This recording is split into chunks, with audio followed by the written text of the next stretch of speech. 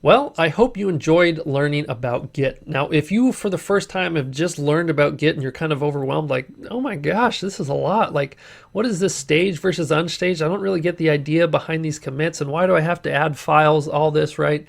Well, don't worry. The first time I heard about Git, it was kind of like, okay, I sort of get what's going on, but I have no idea what's going on. I promise as time goes by and you use this more and more, you'll realize the value in it. And this is beyond just Django. Any sort of developer is going to have to use Git at some point. And so the fact that you're starting here is great.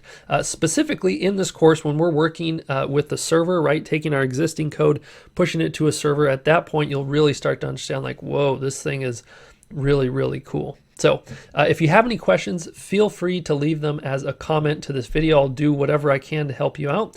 But it is time to move on to our second website. And I'm excited for this one because this is where we really start ramping things up with Django. Let's get to it.